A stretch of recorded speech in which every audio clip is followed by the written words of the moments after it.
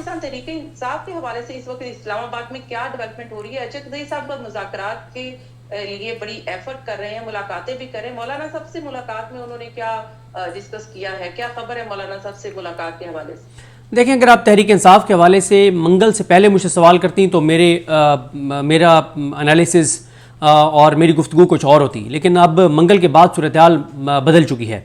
तहरीक इंसाफ बिल्कुल इरेलीवेंट हो गई थी। तहरीक इंसाफ कोई काम नहीं कर रही थी, कोई बात नहीं कर रही थी, अवामी इशू से डिस्कनेक्ट था।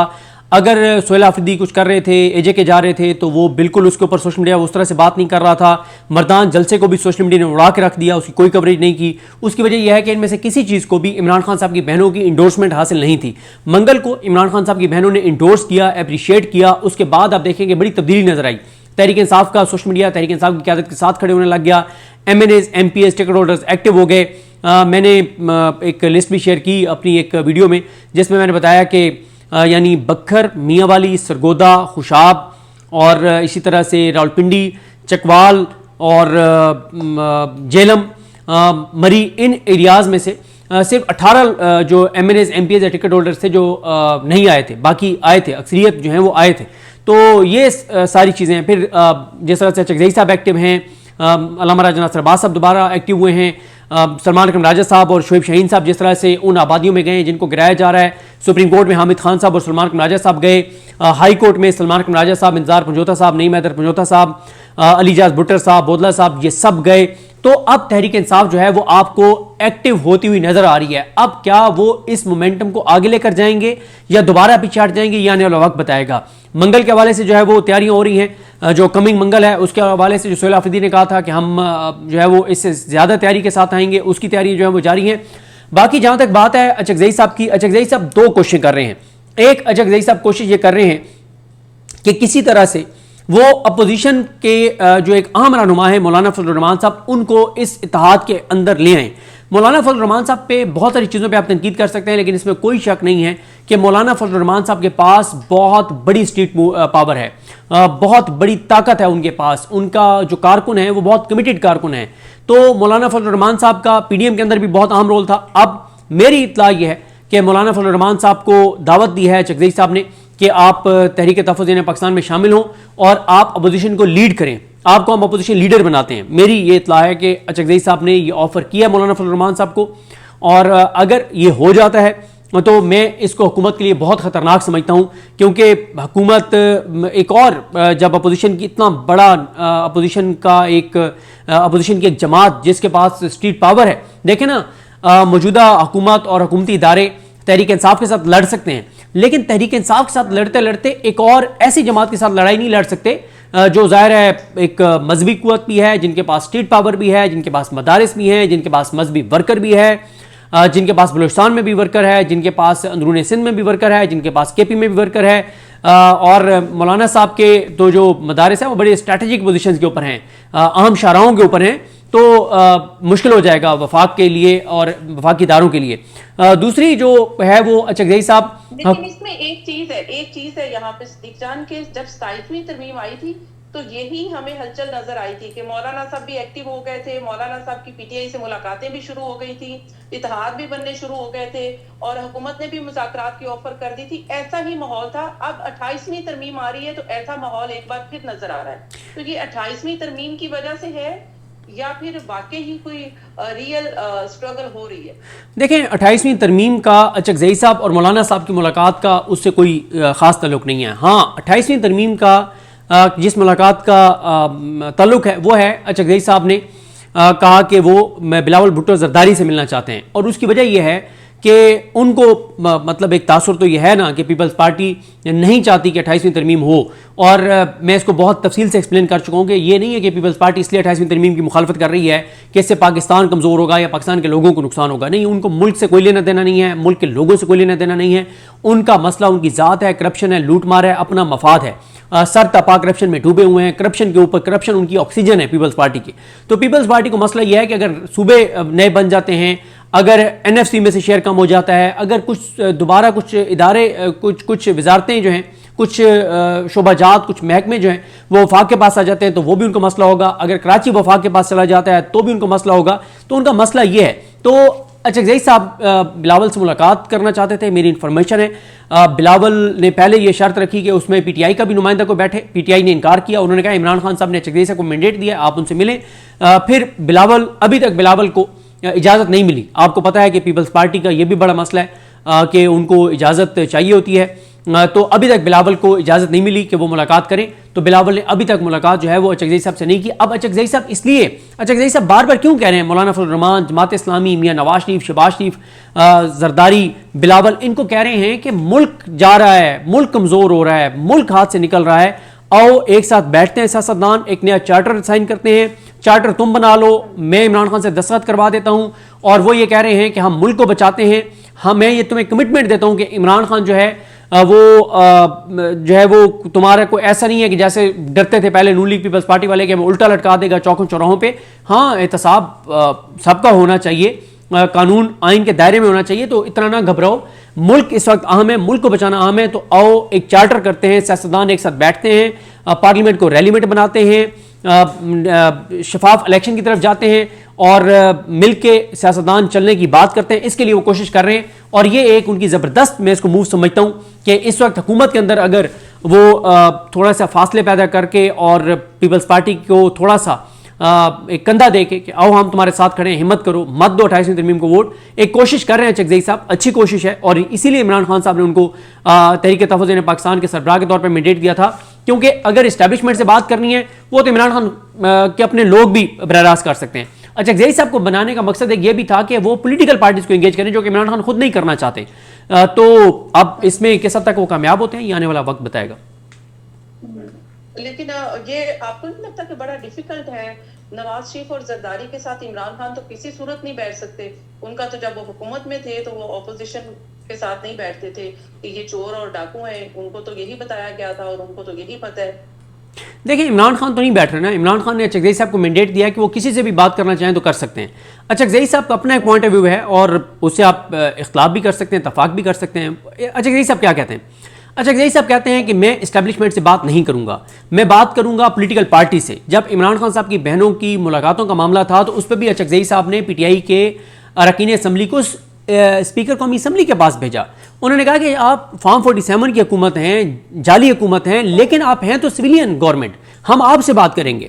फिर अयाज सादिक साहब ने और कुछ नून लीग के रहनुमा वहाँ पर मौजूद थे, उन्होंने एस्टेब्लिशमेंट की एक शख्सियत का नाम लिया कि हम आपकी उनसे मुलाकात करवा देते हैं, उनसे टाइम लेके दे देते हैं। तो चकजई साहब और अल्लामा राजा नासिर अब्बास साहब ने कहा कि उनसे अगर हमने मिलना हो तो हम खुद जाके मिल लें, आपसे बेहतर पोजीशन में मिल लें, जिनका आप कह रहे हैं हम उनसे ऊपर की शख्सियत को मिल लें, लेकिन हम तो ये चाहते हैं कि हम सिविलियन हुकूमत से बात करें, जाली से ही, लेकिन आप सिविलियन गवर्नमेंट तो हैं, आप पॉलिटिकल पार्टी तो हैं, हम आपसे बात करना चाहते हैं। शहबाज शरीफ से भी मुलाकात के लिए चकजई साहब ने ये कहा है कि न्यूट्रल वेन्यू, यानी कि राना सनाउल्लाह के साथ, राना सनाउल्लाह के घर पर कोई मुलाकात हो सकती है।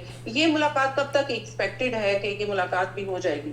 देखिए, इसके हवाले से मेरे पास कोई खबर नहीं है, क्योंकि आजकल जो है वो तहरीक तहफ़्फ़ुज़ ने पाकिस्तान के ऊपर बहुत तनकीद किया है, तो वो नाराज़ हैं आजकल, तो इसलिए आजकल तहरीक तहफ़्फ़ुज़ पाकिस्तान के हवाले से कोई बहुत ज़्यादा खबरें मेरे पास नहीं है।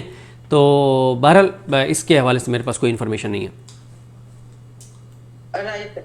अच्छा, तो दूसरी बात ये है कि अब मेन जो चीज है वो इमरान खान की कैद तन्हाई है और बुशरा बीबी भी अब कैद तन्हाई में है। तो इस हवाले से अगर कोई वाकई ही ये पॉलिटिकल गवर्नमेंट संजीदा है तो पहले तो मुलाकातें बहाल होनी चाहिए, इमरान खान से मुलाकातें बहाल होनी चाहिए।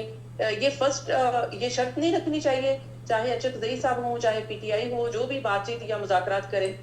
देखिए, ये अब उनका फैसला है, बात आपकी ठीक है। ये पहली शर्त होनी चाहिए कि इमरान खान साहब को हॉस्पिटल मुंतकिल किया जाए, उनकी फैमिली की मौजूदगी में उनका मुकम्मल तिबी मुआयना होना चाहिए, जो उनकी फैमिली चाह रही है वो होना चाहिए। बुशरा बीबी साहिबा की फैमिली की मौजूदगी में उनका तिबी मुआयना होना चाहिए, ये सारी बातें ठीक हैं। लेकिन अब ये तो क्योंकि चकजई साहब और अल्लामा राजा नासिर अब्बास साहब जो भी चल रहा है पॉलिटिकल पार्टीज़ के साथ, या जहाँ जहाँ जो चीज़ें चल रही हैं, वो कोई बात बाहर नहीं कर रहे। तो अब क्या ऐसी चीज़ चल रही है ये अल्लाह की ज़ात बेहतर जानती है, या वो बेहतर जानते हैं जो बातचीत कर रहे हैं। लेकिन चकजई साहब कॉन्फिडेंट हैं कि वो एक बड़े ब्रेक थ्रू के जो है वो करीब पहुंच चुके हैं। अच्छा, ये नदीम अफजल जंग साहब ने कहा है कि जी इमरान खान इसी साल में रिहा हो जाएंगे। तो ये इमरान खान की रिहाई की खबरें एक बार फिर से आ रही हैं। वैसे आप रिहाई की खबरें तो आप ज्यादा देते थे, लेकिन अब नदीम अफजल जंग साहब ने दे दी है। तो ये क्या ये कंफर्म है कि इमरान खान इस साल रिहा हो जाएंगे?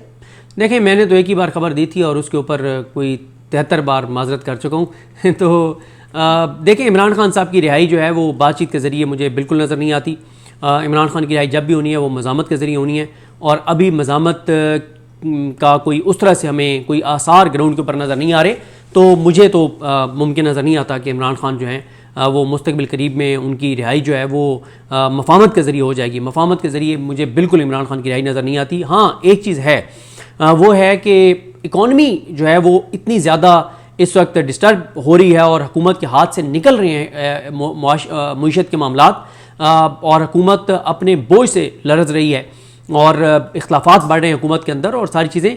ये है कि चीज़ें इतनी ख़राब हो जाएँ मुआशी तौर पर कि जैसे अब ताजरों ने निकलना शुरू कर दिया है कि मुआशी तौर पर इतनी चीज़ें ख़राब हो जाएँ कि बहुत हुकूमत के लिए मसाइल खड़े हो जाएँ और इमरान खान को बाहर निकालना ज़रूरी हो जाए। क्योंकि पिछले 4 साल में अगर सरमायाकारी नहीं आ रही, अगर कारोबार नहीं चल रहे, अगर मईशत नहीं संभल रही, अगर जितने भी नुकसानात हो रहे हैं, उसकी वजह से भी है कि पूरा हमारा जो निज़ाम है उसका सारा फोकस इमरान खान से लड़ाई के ऊपर है, पीटीआई से लड़ाई के ऊपर है, इमरान खान को जेल में रखने पर है।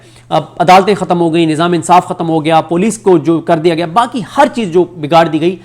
तो जब तक इमरान खान को बाहर आप नहीं लाते, पाकिस्तान के अंदर कानून की हुक्मरानी नहीं आती, मईशत नहीं चलनी, और अब हालात मईशत के उस नहज पे पहुंचते चले जा रहे हैं कि जिसमें यह हो सकता है कि हालात बिल्कुल इनके हाथ से निकल जाएं और इमरान खान को निकालना जो है वो ज़रूरी हो जाए। तो फिर हो सकता है या मज़ामत। आपने मुश्किलात का जिक्र किया है, तो पंजाब के हवाले से भी सुनने में आ रहा है कि पंजाब में पंजाब की फाइलें बनना शुरू हो रही हैं। पंजाब की तो सबसे ज्यादा कंफर्टेबल और कॉन्फिडेंट गवर्नमेंट है, तो ये जो पंजाब की फाइलें निकलना शुरू हो गई हैं, इसकी क्या रीज़न है? देखें, पंजाब में भी अब समझ आ गई है कि चीज़ें बहुत ही ज़्यादा ख़राब हैं और बहुत से प्रोजेक्ट्स में आप देखें ना कि अभी 1 अरब की मेरे करप्शन का वो जो एक या पता नहीं बहरहाल को बहुत बड़ा केस है। मैं अभी देख लेता हूँ जो हसन रज़ा साहब ने जो स्टोरी दी है कि एग्जैक्ट वो कितने का वो केस है सुथरा पंजाब का। तो ये वो चीज़ें, हाँ, ये वो चीज़ें हैं जो अब निकलना शुरू हो गई हैं। और देखें, पंजाब हुकूमत का सबसे बड़ा जो स्कैंडल आएगा ना वो यही सुथरा पंजाब ही है।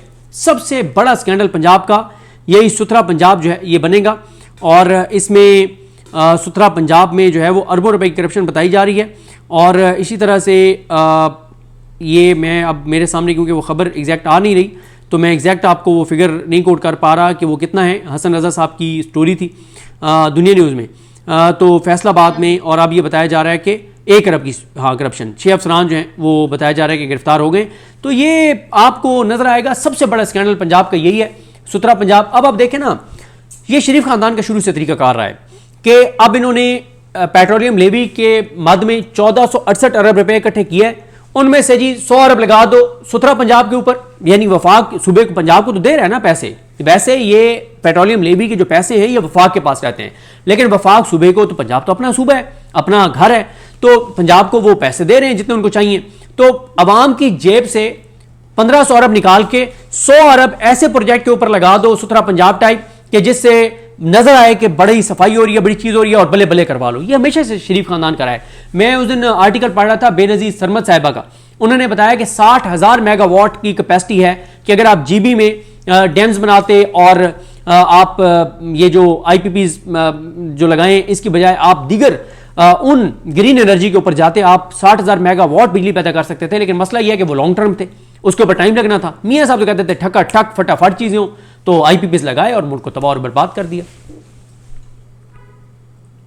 तो अब तो वैसे अवैस लगारी साहब कह रहे हैं कि 10 रुपए का यूनिट मिलेगा, बल्कि आप बैटरी चार्ज करके रखेंगे, रात को फ्री आपको बिजली मिलेगी।